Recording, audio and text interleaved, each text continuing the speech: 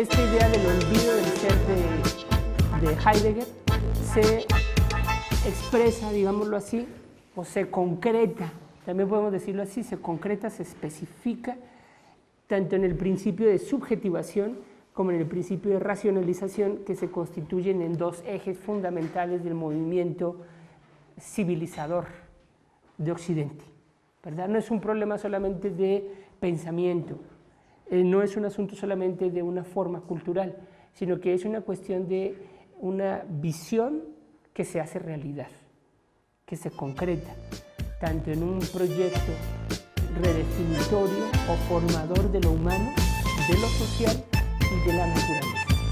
En términos históricos, digamos, de esa manera se concreta.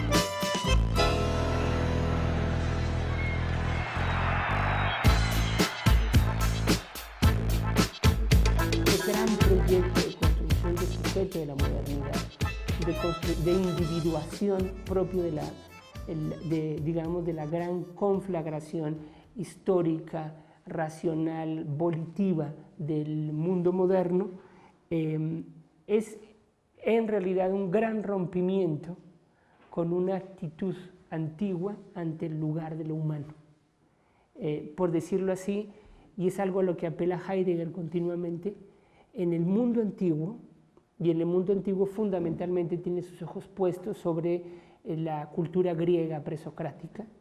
Ustedes van a ver un poco en algunas de las cosas que se va planteando Heidegger como contrastes frente a la tradición dominante de Occidente, que mucho de eso de alguna forma tiene que ver con las cosmovisiones y las expectativas, por ejemplo, de nuestro mundo prehispánico. A lo largo, digamos, de las distintas tradiciones prehispánicas en América, o tiene mucho que ver con ciertas formas de concebir el mundo en el orientalismo, ¿verdad?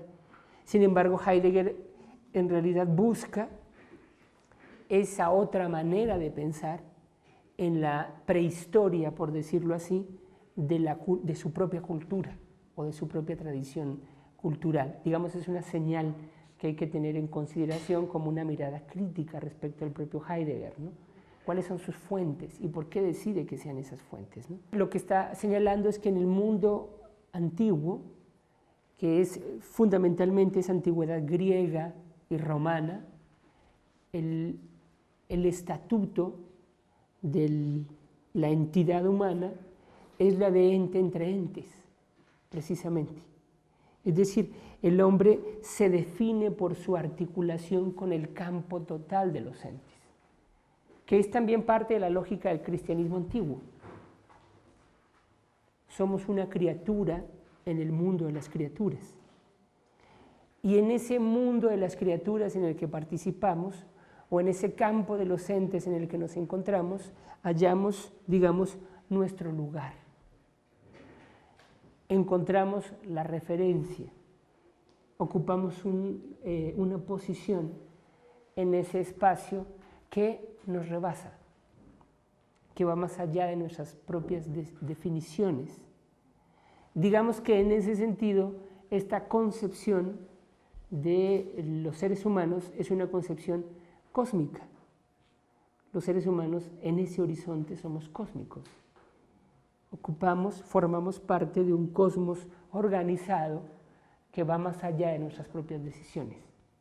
Y nos entendemos, por decirlo así, en él. El pensamiento moderno recoloca radicalmente las cosas. Es un reposicionamiento, digamos, total, el que está planteándose. Schiller, uno de los filósofos romanticistas más interesantes de la tradición alemana, se plantea incluso que este proceso de conformación del estatuto antropológico proviene de ese movimiento de estar disueltos en el mundo a colocarnos ante el mundo. La realidad del mundo emerge, por decirlo así, como una gran imagen ante nuestros ojos. Y en la medida en que vamos haciéndolo una imagen ante nuestra vista, realizamos ese proceso de separación, ¿verdad?, ese proceso, pensaría Heidegger, digámoslo así, de desarraigo. El mundo se organiza a partir de la mirada humana. Entonces hay una inversión, es un proceso progresivo que se establece como matriz general de la modernidad. Hay un proceso de inversión del sentido. El sentido humano definido en estas visiones, en estos horizontes, en estas matrices del mundo antiguo, el sentido humano definido por el lugar que ocupa en un campo de entes, donde el cosmos otorga el sentido a lo humano, a el proceso en el que lo humano otorga el sentido al cosmos. Ya es el conjunto de lo real lo que se define en función de nuestra mirada, nuestro posicionamiento y nuestras decisiones. La naturaleza humana se visualiza, se comienza a visualizar como radicalmente distinta de la naturaleza de las cosas. Entonces, por decirlo así, se establece plenamente, se intensifica y se extiende el discurso de las dos naturalezas, la naturaleza humana y la naturaleza de los otros entes, como dos realidades diferenciales. La naturaleza humana definida por su autonomía frente a la heteronomía de las cosas.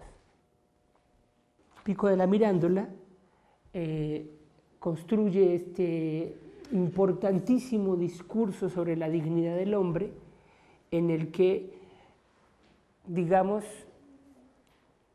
articula, sintetiza, yo diría que sintetiza, interpreta parte del espíritu general del Renacimiento, ¿verdad? Y en una parte del discurso sobre la dignidad del hombre, literalmente dice: cuando Dios ha completado la creación del mundo, empieza a considerar la posibilidad de la creación del hombre, cuya función será meditar, admirar y amar la grandeza de la creación de Dios. Aquí viene la parte más significativa. Pero Dios no encontraba un modelo para hacer al hombre. Por lo tanto, se dirige al prospecto de criatura y le dice: no te he dado una forma ni una función específica a ti, Adán. Por tal motivo, tú tendrás la forma y función que desees.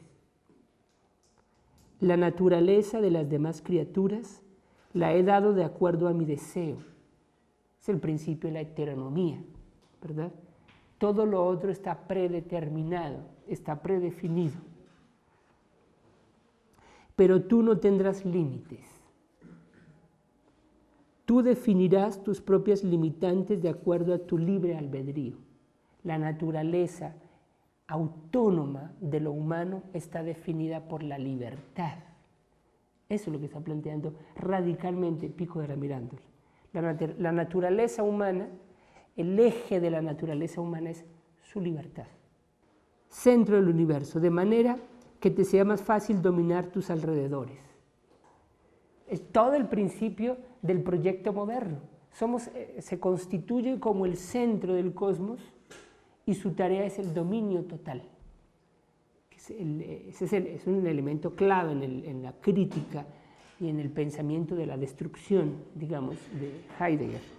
No te he hecho mortal ni inmortal, ni de la tierra ni del cielo, de tal manera que podrás transformarte a ti mismo en lo que desees. Podrás descender a la forma más baja de existencia como si fueras una bestia. Hay una jerarquización muy clara de los seres. O podrás, en cambio, renacer más allá del juicio de tu propia alma, entre los más altos espíritus, aquellos que son divinos. Está clarísimo, es el proyecto, aquí, claro, por supuesto, religioso, en el marco del pensamiento espiritual, es el proyecto, digamos, en su conjunto de la modernidad. de alguna manera ha anticipado aquí en estos fragmentos de Pico de la Mirándola.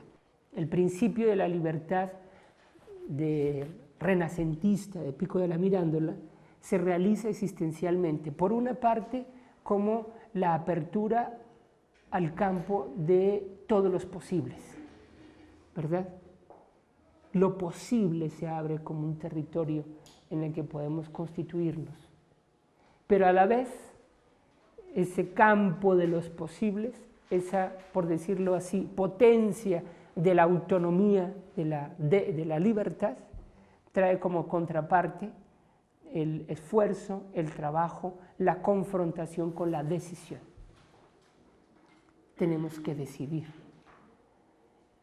La decisión nos corresponde, es un poco lo que está anticipando aquí Pico de la Mirándola y que se realiza en esta ética existencialista. Eso implica, desde la ética existencialista,